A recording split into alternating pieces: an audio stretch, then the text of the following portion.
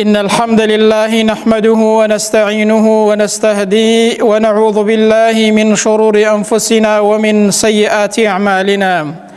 أشهد أن لا إله إلا الله وحده لا شريك له، وأشهد أن محمدا عبده ورسوله. اللهم صل على محمد وعلى آل محمد كما صليت على إبراهيم وعلى آل إبراهيم في العالمين إنك حميد مجيد. أيها الناس، أوصيكم ونفسي أولا بتقوى الله وطاعته وكثرة مخافته ولزوم أوامره واجتناب عما نهى عنه الله. قال تعالى في كتابه العزيز: يا أيها الذين آمنوا اتقوا الله حق تقاته ولا تموتن إلا وأنتم مسلمون. أما بعد، فإن أصدق الحديث كتاب الله، وخير الهدي هدي محمد صلى الله عليه وسلم، وشر الأمور محدثاتها، وكل محدثة بدعة، وكل بدعة ضلالة، وكل ضلالة في النار. أما بعد، ئیمانداران، سلام و ڕەحمەت و میهرەبانی خدای پەروەردگار بڕژێ بەسەر هەموو لایەکماندا. خوای پەروەردگار بە ڕەحم و بەزەی خۆی بمانگێڕێ لە بەندە ڕاستەقینەکانی خۆی. دیمەنەکانی ڕۆژی قیامەت و ڕووداوەکانی ڕۆژی قیامەت، ناخۆشی و ناڕەحەتیەکانی ڕۆژی قیامەت بە شێوازێکە کە ئینسان لە دنیادا بیری لێ بکاتەوە، لە بیری بێت. ئەگەر ئینسان بیان بیستێت لەو دنیایەدا، ئەگەر بیر بکاتەوە، هەرگیز خراپە و بێفەرمانی خوای پەروەردگاری پێ ناکرێت. بۆیە خوای پەروەردگار لە قورئانی پیرۆزدا پێغەمبەر صلی الله علیه وسلم لە فەرمایشتەکانیدا زۆر لە دیمەن و ناخۆشی و ناڕەحەتیەکانی ڕۆژی قیامەتمان بۆ باز دەکات، بۆ ئەوەی ئێمە بەرچاوڕوون بین لەو دنیایەدا، بزانین لە قیامەت چی ڕوودەدات، بزانین هەر یەکێک لە ئێمە چ ڕۆژێکی ناخۆش و ناڕەحەت و سامناک لە بەردەمیدایە، بۆ ئەوەی لە دنیادا پێش ئەوەی کە بمرین بگەین بەو ڕۆژە بگەڕینەوە بۆ لای خوای پەروەردگار، بزانین تووشی چ ڕۆژێکی ناخۆش و ناڕەحەت دەبین، بۆ ئەوەی ئینسان چاکتر ڕوو بکاتە خوای پەروەردگار، لە چاکەدا چالاکتر بێ، لە گوناه و تاوان بگەڕێتەوە بۆ لای خوای پەروەردگاری خۆی، و بەر لەوەی کە بمرێت حساب بۆ ئەو ڕۆژە بکات، شتێک نەکا کە لەو ڕۆژەدا عەیبدار بێت، گوناهبار بێت، سەرشۆڕ و چاوشۆڕ بێت. بۆیە بە کورتی سێ لە دیمەن و ناخۆشی و ناڕەحەتیەکانی ڕۆژی قیامەت باز دەکەین، بۆ ئەوەی کە بەرچاوڕوون ببین و دەرس و پەندی زیاتریان لێوەربگرین، بۆ ئەوەی کە بزانین چ ڕۆژێک تووشی دەبین و چاوەڕوانمان دەکات، تووشی چ ڕۆژێک دەبین، چ ناخۆشی و ناڕەحەتیەک لەو ڕۆژەدا هەیە، بۆ ئەوەی ئینسان چاکتر ڕوو بکاتە خوای پەروەردگار و بگەڕێتەوە بۆ لای خوای پەروەردگاری خۆی. یەکەم لە دیمەنەکانی ڕۆژی قیامەت لە ناخۆشی و ناڕەحەتیەکان ئەوەیە کە هەرچی نهێنی ئینسان هەیە لەو ڕۆژەدا ئاشکرا دەبێت. هەرچی لەو دنیایەدا کە تۆ شاردووتەوە، هەرچی لە دڵ و دەروونتدا هەیە، هەرچی کردوتە کەس پێی نەزانیوە، لە ڕۆژی قیامەتە هەر هەموو شتێک ئاشکرا دەبێت. یەومە تubla السەرائر، خوای پەروەردگار دەفەرمێ ئەو ڕۆژە هەموو نهێنیەکان ئاشکرا دەبن. ئەوەی کە ئینسان بە نهێنی لە دڵی داهێشتوویەتیەوە، ئەوەی کە لە کار و کردەوە و ئەعمالا کردوویەتی، هەر هەمووی لە ڕۆژی قیامەتێدا ئاشکرا دەبێت. ئەوەی کە ئاشکرا دەبێت لە ڕۆژی قیامەتێدا چییە؟ یەکەم ئەوەیە کە لە ناو دڵ و دەرونی ئینساندا هەیە، وەکو ئیبن القەییم فەرموویەتی هەرچی لە ناو دڵ و دەرونی ئینساندا هەیە، هەرچی کە ئینسان شاردوویەتیەوە لە نیەتە، لە هەرچی کە لە ناو دڵدا هەیە لە چاکە و خراپە، لە ڕۆژی قیامەتە هەر هەمووی ئاشکرا دەبێت. دووەم لە کار و کردەوەکان، هەرچی کە کردوتە لە دنیادا خوای گەورە بۆی داپۆشوی، یاخود کەس نەیزانیوە، لە تاریکایی شەودا کردوتە، کەس پێی نەزانیوە کار و کردەوە و ئەعمالێکت کردووە، لە چاکە لە خراپە، هەموو کار و کردەوەکانی ئینسان لەو ڕۆژەیەدا ئاشکرا دەبن.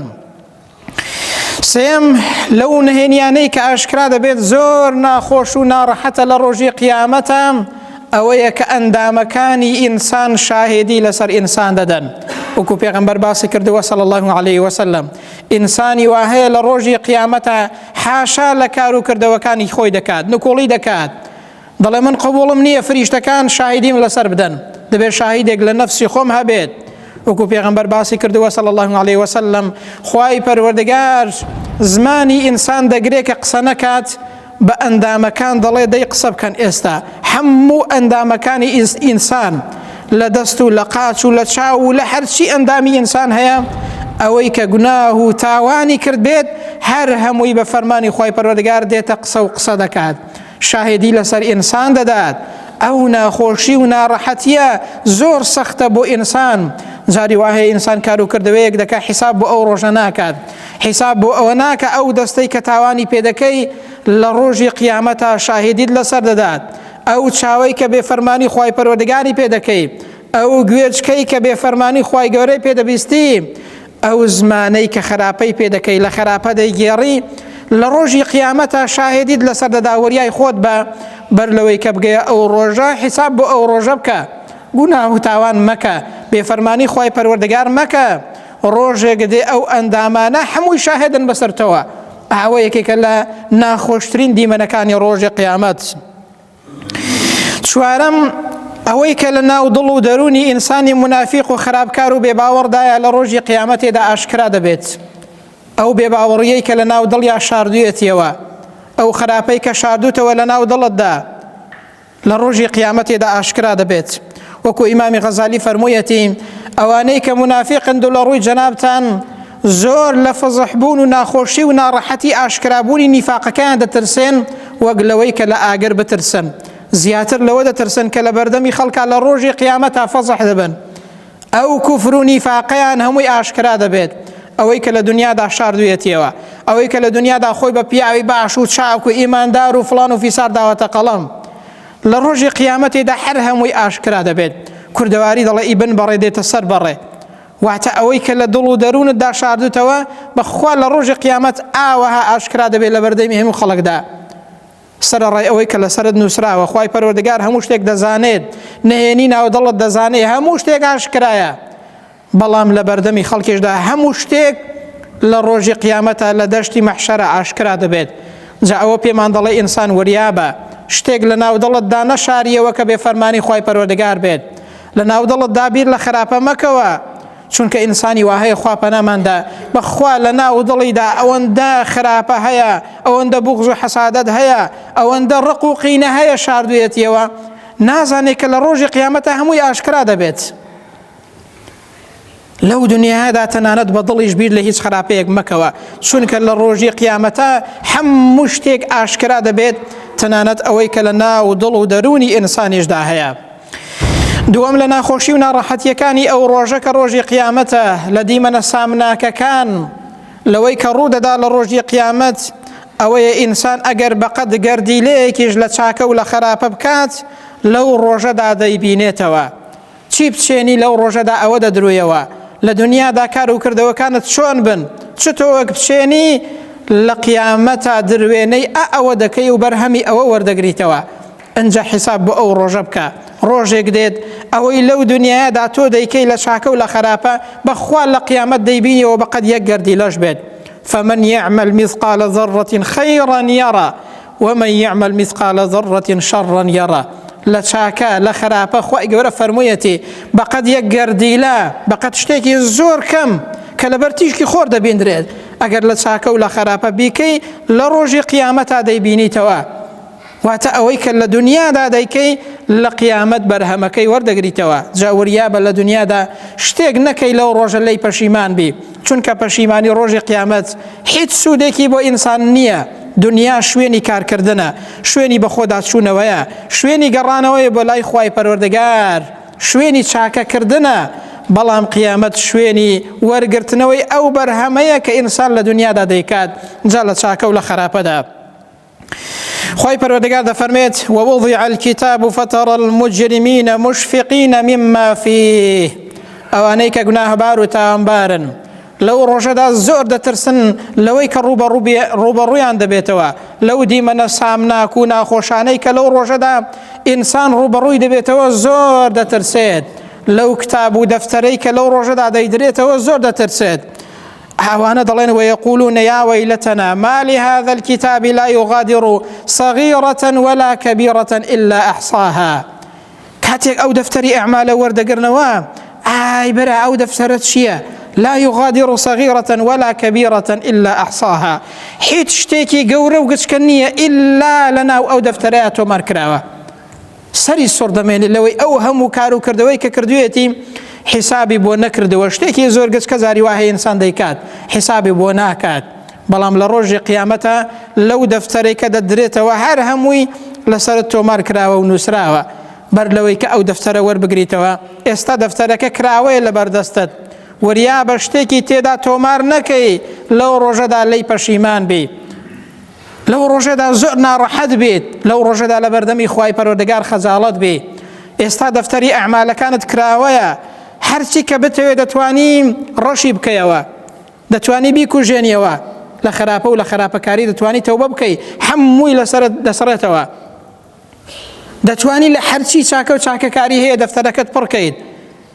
بەڵام لە ڕۆژی قیامەتە کاتێک کە مردی بەر لەوەی کە بگەیە قیامەت دەفتەرەکەت دەپێچرێتەوە تەواو، نەدەتوانی هیچ شتێکی لێ ڕەشکەیەوە، هیچ گوناه و تاوانێکی لێ ڕەشکەیەوە، نەدەتوانی هیچ چاکەیەکیشی بۆ زیاد بکەی بەر لەوەی کە بمری و بگەیە ئەو ڕۆژە.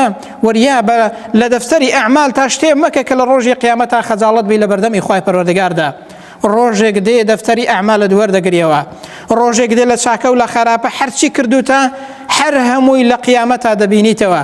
دەفتەرێکت دەدەنەوە هەموو کار و کردەوەکانی تۆی تێدایە، هەموو شتێکی تۆ کە تۆمارت کردووە لەو دنیادا کردوتە لەو دنیادا لەسەرت تۆمار کراوە و لە قیامەتە پێت دەدرێتەوە. جا ئینسانی عاقڵ ئەو کەسەیە کە حیساب بۆ ئەو ڕۆژە دەکات، دەفتەری ئەعمالی بە خراپە و خراپەکاری پڕ ناکات، نایەڵێ دەفتەرەکەی بە خراپە و خراپەکاری بچێتەوە بەردەمی خوای پەروەردگار بەر لەوەی کە بگاتە ئەو ڕۆژە تەوبە دەکات، خراپەکانی دەسڕێتەوە. دەفتەری ئەعمالی لە چاکە و چاکەکاری پڕ دەکات، باسکردنی ئەو ڕۆژە و دیمەنەکانی ئەو ڕۆژە بۆ ئەوەیە کە ئینسان بەخۆی دابچێتەوە، بۆ ئەوەیە کە ئینسان بیر بکاتەوە، بۆ ئەوەیە کە بزانی ڕۆژێکی ئاوا لە بەردەمماندایە بەخوا هەمومان دەگەینە ئەو ڕۆژە، هەمومان ئەو ڕۆژە بە چاوی سەر دەبینین. عقل ئەو کەسەیە حیساب بۆ ئەو ڕۆژە دەکات و بەر لەوەی کە بگاتە ئەو ڕۆژە دەگەڕێتەوە بۆ لای خوای پەروەردگار و ڕەزامەندی خودای پەروەردگار بەدەست دێنێت. سێم لە ناخۆشی و ناڕەحەتیەکانی ئەو ڕۆژە ئەوەیە کە ئینسان ئامادەیە هەموو دنیا بکاتە قوربانی خۆی بەس ڕزگاری بێت لە ناخۆشی و ناڕەحەتیەکانی ئەو ڕۆژە. هەموو دنیا دەکاتە قەرەبووی خۆی. ئێستا ئینسان جاری وهەیە لە پێناوی ماڵ و سامانێکی دنیاییدا خۆی گوناحبار دەکات، خۆی عەیبدار دەکات، زۆر ڕەزیلی تێدا دەکات. بەڵام لە ڕۆژی قیامەتێدا هەموو دنیا و سەروت و سامانێک هەت بێت، نەک ئەوە کە ئیخۆتە هەموو دنیا ئامادەی بکەیە قەرەبووی خۆت، بەڵام ڕزگار بوون نییە. خوای گەورە دەفەرمێ ومن فی الأرض جەمیعا ثم ينجيه، هەر هەموو دنیا ئامادەیە بکاتە قەرەبووی خۆی، بیکاتە بەڵای گێڕەوەی خۆی بۆ ئەوەی کە بەس خۆی ڕزگاری بێت، بەڵام ڕزگار بوون نییە لەو ڕۆژەدا. کار و کردەوەی خۆت نەبێت لەو دنیاەدا بەخوا لە قیامەت هیچ شتێک لە فەریاد نایەت. بۆیە وریای خۆت بە ئەو ڕۆژە ڕۆژێکە تەنانەت نزیکترین کەسیشت لە بەرت ڕادەکات.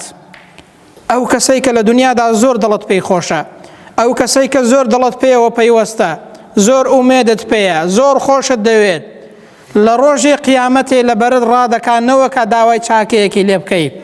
خوای گەورە بۆمانی باس کردووە یومە یەفیڕ المەرء من ئەخیه وأمه وأبيه وصاحبته وبنيه. ئینسان لەبەر برای خۆی ڕادەکات، لەبەر باوکی ڕادەکات، خێزانت کە خۆشەویستترین کەستە، دایکت کە لە هەموو کە زیاتر پێتەوە بەخەمە، زۆر خۆشی دەوێت، زۆر تۆ ئەوت خۆش دەوێت، بەڵام لە ڕۆژی قیامەتێدا بەخوا لەبەرت ڕادەکا، دڵێن نەوە کە چاکەیەکم لێ بستێنێ و داوای چاکەیەکم لێ بکە. لە دنیادا چەند خەمت لێ دەخوات، بەڵام لە قیامەت بە پێچەوانەوەی لەبەرت ڕادەکات. ئیبن کەسیر لە تەفسیرەکەی خۆیدا باسی کردووە کە عیکرەمە بۆمان دەگەڕێتەوە، دەڵێ لە ڕۆژی قیامەتێدا ئینسانی وهەیە دەگات بە خێزانەکەی خۆی،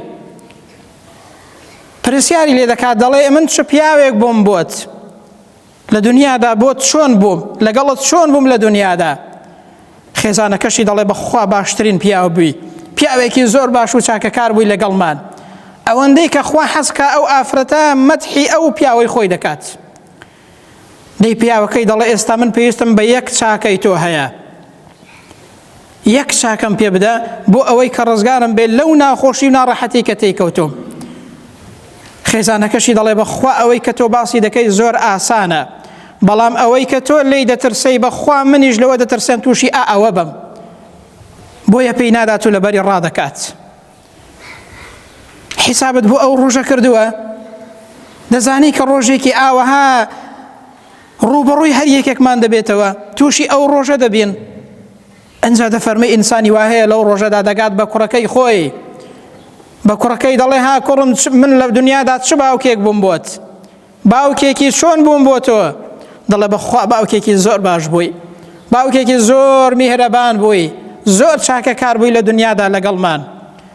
دەڵێ بەقەد یەک مسقال زەڕە ئێستا داوات لێ دەکەم کوڕم یەک چاکەم پێ بدە بۆ ئەوەی ڕزگارم بێت لەو ناخۆشی و ناڕەحەتی کە تێیکەوتوم. دەڵێ بەخوا باوکە ئەوەی کە تۆ داوای دەکەی ئاسانە، بەڵام منیش لەوەی کە تۆ لێی دەترسەی منیش لەوە دەترسێم تووشی ئەوە بم، لەبەرەوە هەرگیز ئەو چاکەی پێ نادات و لەبەری ڕادەکات. ئەوەیە کە خوای گەورە دەفەرمێ یەومە یەفیڕ المەرء من ئەخیه وأمه وأبيه وصاحبته وبنيه. ئەوەیە کە ئینسان ڕادەکا لەبەر یەکتر، باوک لەبەر کوڕ ڕادەکا، کوڕ لەبەر باوک ڕادەکا، ئینسان لەبەر خێزانەکەی خۆی ڕادەکا، خێزانەکەی لەبەر ئەو ڕادەکات، برا لەبەر برا ڕادەکات. برا کە پشت و پەنای ئینسانە، باوک دایک کە خەمخۆری ئینسانە لە دنیادا، بەخوا لە قیامەت ڕادەکات، دەڵێن نەوەکات چاکەیەکم لێ بستێنێ، نەوەکات داوای چاکەیەکم لێ بکات. ئەو ڕۆژە ڕۆژێکە هەمووی ئینسانێک دەڵێ نەفسی نەفسی نەفسی. تەنانەت پێغەمبەران سەلات و سەلامی خوای گەورەیان لەسەر بێت لەو ڕۆژەدا دەڵێن تەنها خۆمان، تەنها نەفسی خۆمان، تەنها پێغەمبەری خۆمان نەبێت صلی الله عليه وسلم کە دەڵێ ئومەتی ئومەتی. هەموو پێغەمبەرانیش دەڵێن نەفسی نەفسی، تەنها خۆم ڕزگارم بێت. پێغەمبەران کە چاکترین ئینسانن لەسەر ڕووی زەویدا دەڵێن تەنها خۆمان. دەی من و تۆ زۆر زیاتر پێویستمان بەوەیە کە بە خۆمان دابچینەوە لەو دنیادا، بەر لەوەی کە تووشی ئەو ڕۆژە بێت، بەر لەوەی کە ئەو ناخۆشی و ناڕەحەتیەت توش بێت، بەر لەوەی کە بگەیە ئەو ڕۆژە بگەڕێەوە بۆ لای خوای پەروەردگار، چونکە ئەو ڕۆژە ڕۆژێکە هیچ کەسێک لە فریاد نایێت، هیچ کەسێک چاکەیەکت پێ نادات. ناتوانی نەبۆ خۆت هیچ شتێک بکەی، نە هیچ کەسێکیش دەتوانێت هیچ شتێکت بۆ بکە. بەڵام لە دنیادا بەر لەوەی کە بمری دەتوانی بە خۆت دابچیەوە، دەتوانی چاکە و چاکەکاری بکەیت، دەتوانی خوای گەورە لە خۆت ڕازی کەیت، دەتوانی حیساب بۆ ئەو ڕۆژە بکەی، لەو ڕۆژەدا خەجاڵەت نەبی. دەی دەرەنجامی کۆتایی ئەو بابەتە ئەوەمان پێ دەڵێت. دەرس و پەندەکانی ئەو بابەتە بۆ ئێمە ئەوەیە، ڕووی ئاراستەی ئیمانی و پەروەردەیی ئەو بابەتە بۆ ئێمە ئەوەیە، بەر لەوەی کە بگەینەوە ئەو ڕۆژە حیساب بۆ ئەو ڕۆژە بکە. بزانە کە ڕۆژێک دێ بەخوا ئەو ڕۆژە لە بەردەمی هەموماندایە، بەخوا ڕۆژێک دە ئاوا لە دەشتی مەحشەر دەمان وەستێنن لە بەردەمی خوای پەروەردگاردا. ئینسان محاسبە دەکرێت، دەفتەری ئەعمالەکەی ئاوا دەکرێتەوە، هەموو کار و کردەوەکانی ئینسان لی دەپرسرێتەوە، ئینسان محاسبە دەکرێت. تەرازوو هەیە لەو ڕۆژەدا، ناخۆشی و ناڕەحەتی ئەو ڕۆژە بە شێوازێکە هەمووی ئینسانێک تەنها مەبەستیەتی بەس خۆی ڕزگاری بێت، کەس لات بەلادا ناکاتەوە. وریا بەبەر لەوەی کە بگەیە ئەو ڕۆژە لە دنیادا دەتوانی ڕەزامەندی خوای گەورە بەدەست بێنی، دەتوانی شتێ بکەی کە لەو ڕۆژەدا سەربەرز بی. بەڵام وریا نەبی، لە خەوی بێ ئاگایی دابی، هەر ئەوەندە مردی، بەخوا هیچ شتێک لە فریاد نایێت. بەر لەوەی کە بگەیە ئەو ڕۆژە حیساب بۆ ئەو ڕۆژە بکە. لە دنیادا بە خۆت دابچۆوە، لە دنیادا ئەگەر خراپە و خراپەکاریت هەیە، ئەگەر گوناه و تاوانت هەیە، بێفەرمانی خوا دەکەی، بەر لەوەی کە بگەیە ئەو ڕۆژە و خەجاڵت بی، چارەسەری کەم و کوڕیەکانت بکە و واز لە گوناه و تاوان بێنە و بگەڕێەوە بەلای خوای پەروەردگار. ئەو کەسە سەربەرزە، ئەو کەسە عاقیبەت خێرە، ئەو کەسە بەختەوەرە، حیساب بۆ ئەو ڕۆژە دەکات. دەفتەری ئەعمالی لە چاکە و چاکەکاریدا پڕ دەکاتەوە، هەرچی گوناه و تاوان هەیە لەو دەفتەرەیە ڕەشی دەکاتەوە بەتەوە بۆ گەڕانەوە بۆ لای خوای گەورە. ئەو کەسە سەربەرزە کە لەو ڕۆژەدا ڕزگاری بێت. ئینسان بە چی ڕزگاری دەبێت؟ بە کار و کردەوەکانی ئەو دنیایە، بە چاکە و چاکەکاری ئەو دنیایە، بە گەڕانەوە بۆ لای خوای پەروەردگار، بە گرتنی خەت و ڕێبازی شەریعەتی خوای پەروەردگار، بەوە کە ئینسان بە پێی ڕەزامەندی خوای پەروەردگاردا هەنگاو بنێت، لەسەر شەریعەتی خوای پەروەردگار بێت. ئەو کەسە بەخوا لە دنیادا سەربەرزە، لە ڕۆژی قیامەتیشە ئەو کەسە سەربەرزە و براوەیە. خوای پەروەردگار بە لوتف و کەڕەمی خۆت بمانگەڕی لەو کەسانە کە سەربەرز و عاقبەت خێری دنیا و قیامەت دەبن. یا ربی خوای پەروەردگار بە ئیمانەوە بمانژێنی. یا ربی خوای بە ئیمانەوە بمانبرێنی. یا ربی خوای پەروەردگار لەسەر کەلیمەی تەوحید بمانژێنی، لەسەر ئەو کەلیمە بمانبرێنی. یا ربی خوای گەورە لە ڕۆژی قیامەتە لە ناخۆشی و ناڕەحەتیەکانی دەشتی مەحشەر پارێزرامان کەی. یا ربی خوای پەروەردگار دەفتەری ئەعمالمان بەدەستی ڕاست وەربگرینەوە.